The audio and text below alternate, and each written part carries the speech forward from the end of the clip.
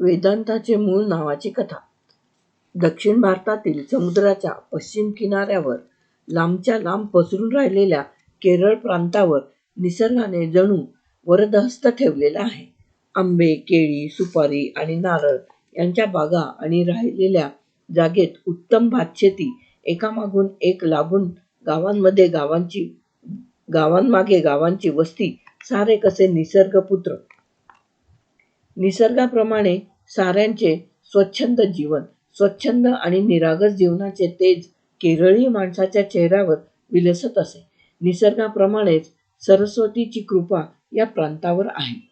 त्या काळात घराघरांत नित्याचे व्यवहारांतही संस्कृत भाषा चाले. केरळातील चूर्णा नदीच्या काठी कालडी नावाचे छोटे गाव. केरळातील चूर्णा नदीच्या काठी कालडी नावाचे छोटे गाव. या गावातील प्रमुख वस्ती नंबूद्री ब्राह्मणांची. वेदाध्ययन करावे, यज्ञयाग करावे अशी त्यांची वृत्ती. या गावातच शिवगुरू नावाचे विद्वान नंबूद्री राहत होते. त्यांची पत्नी आर्याबा. दोघेही शंकराचे परमभक्त. शिवगुरूंच्या घरी गावातील मुले शिकायला येत. शिवगुरूंप्रमाणेच त्यांना आर्याबाचाही फार लळा. आर्याबाचे घर म्हणजे साऱ्या विद्यार्थ्यांचे जणू माहेर. ते मोठ्या आनंदाने आर्याबाभोवती असायचे. पण एकटी बसली की आर्याबा लांबवर दृष्टी टाकून उदासपणे पाही. जणू कोणाची तरी वाट ती पाहत होती. पण पुष्कळ वेळ गेला की ती भानावर येई आणि हात जोडून म्हणे, भगवान शंकरा, आमच्यावर कृपा कर. खरोखरच भगवंताची कृपा झाली. आर्याबाला मुलगा झाला. भगवान शंकराचा जणू आशीर्वाद म्हणून दोघांनी मुलाचे नाव ठेवले शंकर.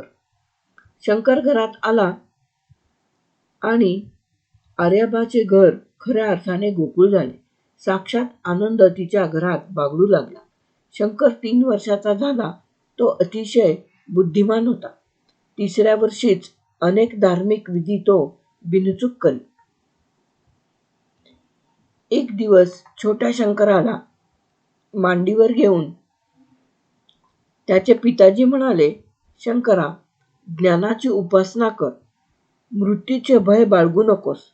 आणि थोड्या वेळातच त्यांनी आपली जीवनयात्रा संपवली. आर्याबाला शंकराशिवाय जगात कशातच रस नव्हता. शंकराला ती फार जपत असे. शंकर गुरुघरी अध्ययन करण्यास जाऊ लागला. त्या काळात 5 घरी भिक्षा मागून उदरनिर्वाह करावयाचा व आपला अभ्यास करावयाचा अशी पद्धत होती. इतर विद्यार्थ्यांबरोबर शंकरही भिक्षेला जाऊ लागला. काही श्रीमंत घरी पुष्कळ भिक्षा मिळायची. त्या घरी सर्वांची गर्दी असे. एक दिवस शंकर एका नवीनच दारी जाऊन उभा राहिला. घरात एक म्हातारी होती. तिने त्यास थांब म्हणून खूण केली. बालशंकर वाट पाहत उभा राहिला. बराच वेळ झाला पण म्हातारी बाहेर आली नाही. पण तो तेथून हलला नाही. काही वेळाने ती म्हातारी दारी आली. मोठ्या कष्टाने तिने घरातून शोधून मिळालेला एक आवळा आणला होता. ती करुण स्वरात म्हणाली,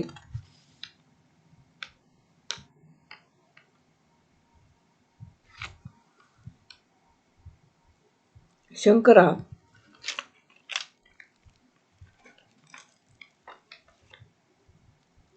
शोधूनही तुला भिक्षा देण्यास माझ्या घरात काही मिळाले नाही. हा फक्त एक आवळा सापडला, तोच मी तुला देत आहे. आज जरी काही मिळाले नाही तरी उद्या मी तुझ्यासाठी काही मिळवून आणि देईन. तू उद्या नक्की ये. म्हातारीचे ते बोल ऐकून शंकराने विचारले, आजी, तुझ्या घरात काहीच नाही का? बाळशंकराचे हे निरागस आणि सहानुभूतीचे शब्द ऐकून ती म्हातारी रडू लागली. तिचे दुःख पाहून बाळशंकर मनात कळवळला. त्याने विचारले, असे का? म्हातारी म्हणाली, शंकरा, मी दरिद्री आहे, आणि रडतच ती घरात गेली. शंकर पुढे निघाला. जिथे भरपूर भिक्षा मिळायची त्या दारी बटूंची रांग लागली होती. शंकर तेथे उभा राहिला, पण त्याचे मन त्या दरिद्री म्हातारीभोवती फिरत होते. त्याच्या मनात विचार चालू होते. ती म्हातारी दरिद्री का? तिला एवढे दुःख का? शंकराला काही सुचेना. तो तसाच उभा राहिला. भिक्षा घालणारे त्याला हाक मारत होते, पण शंकराचे लक्षच नव्हते. त्याने तोंड फिरवले. तो तडक गावाच्या बाहेर गेला. तेथे एक लक्ष्मीचे मंदिर होते. त्या देवीच्या मूर्तीपुढे तो बालशंकर उभा राहिला. त्याच्या डोळ्यांतून घळघळ आसू वाहत होते. त्याला जगाचे भान नव्हते. देवीकडे एकटक पाहत तो देवीची स्तुती करू लागला. त्याच्या तोंडून देवीचे स्तोत्र बाहेर पडू लागले. शंकराच्या बरोबरचे विद्यार्थी त्याला शोधत तेथे आले, पण त्याचे लक्ष कोणाकडेच नव्हते.